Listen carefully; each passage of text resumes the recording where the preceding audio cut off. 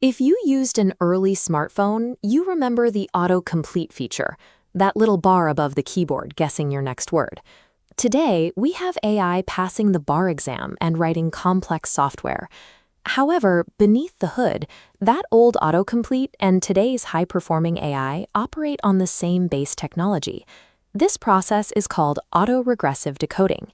You start with a text stem, like to be or not to. The model predicts a single word next, be.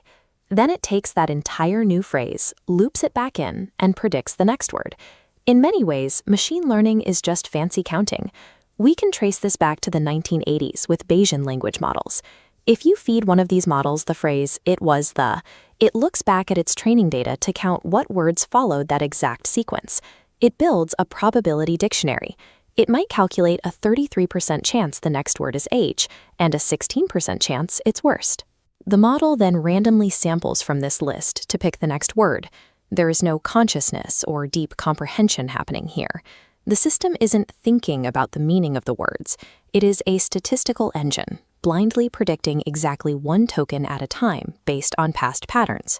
But early text predictors hit a wall quickly. They had a tiny context window, meaning they could only remember a few words at a time. Without enough memory to know when a sentence should end, they got stuck in repetitive probability loops, spitting out the same phrase over and over. Because they couldn't reason, they acted like fuzzy lookups into their training data. If you asked an early Google chatbot for a restaurant recommendation, it might randomly reply with, "TripAdvisor staff removed this post." It didn't know what the words meant, it just knew that specific string of text appeared frequently next to restaurant reviews online.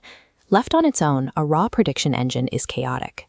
To make this simple autocomplete useful, engineers had to scale it up to an unimaginable size and build new ways to steer it. This chart shows the growth of parameters in language models. Think of a parameter as a single connection in the network, similar to a synapse in a biological brain. In 2018, models like BERT had around 340 million parameters. Today, models are running on trillions of parameters. At the same time, the context window expanded massively.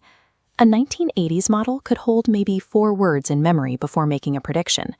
Today's models can hold up to 2 million tokens at once, giving them access to an enormous amount of information before they generate a single word.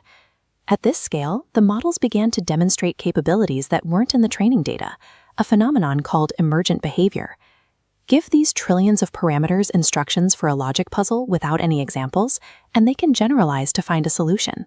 This exponential increase in scale changed the nature of the counting machine, evolving it from a text predictor into a flexible problem-solving tool. But how do you control a system with a trillion different pathways? You steer it. That's where prompt engineering comes in. You use specific language cues to navigate the model's massive probability space. Take role prompting. If you ask a language model a complex math question, it might pull from millions of incorrect answers scattered across internet forums. But if you start your prompt with, "You are an MIT mathematician," you shift the model's probability distribution. You force it to draw from a subset of data populated by people who actually know how to do the math. Then there is chain of thought prompting. If you ask a model to think step by step, it writes out its logic before giving a final answer. By forcing the model to generate a longer sequence of text, you give the network more computational surface area to catch a mistake before it outputs the final number. Prompting functions as a high-precision steering mechanism, forcing the model into a specific, accurate quadrant of its statistical memory. Engineers can also steer the model by tweaking the network itself. A technique called LoRA, or low-rank adaptation, lets developers project a small set of auxiliary weights onto a base model. Instead of retraining the whole system, they can sideload these smaller modules to give the AI a specialized flavor, like making it speak strictly in Shakespearean sonnets. To make these models genuinely helpful, companies rely on RLHF, reinforcement learning with human feedback. They collect thousands of human ratings on the model's outputs to teach it what people actually prefer, prioritizing helpfulness over pure internet regurgitation. By adjusting these underlying network weights, engineers transform a chaotic web scraper into an aligned and helpful digital assistant. Despite this advanced steering, these are still statistical prediction engines, and they fail. They hallucinate fake information with extreme confidence. In one legal case, a lawyer used an AI to write a brief, and the model completely invented legal precedents, citing a Vargas decision that simply never happened. Language models do not inherently understand the physical or logical rules of the real world. For example, when researchers had a language model play a game of chess, it initially played well, but eventually its queen just jumped straight over a knight to capture a piece. It doesn't comprehend the spatial limits of the board. Because of this, developers have to build external guardrails. They add policy layers that intercept and block illegal or unsafe outputs before they reach the user. They also use RAG, or Retrieval Augmented Generation. Instead of letting the AI guess the facts, RAG connects the model to a verified external database, forcing it to retrieve accurate data before it starts generating text. An AI remains a stochastic engine. It relies on probability, meaning it cannot operate safely in a high-stakes environment without a strict, human-designed safety architecture wrapped around it. The focus is now shifting from models that simply generate text to agentic workflows, systems where AI uses planning and external tools to impact the world. In the React framework, the model is prompted to cycle through a specific loop.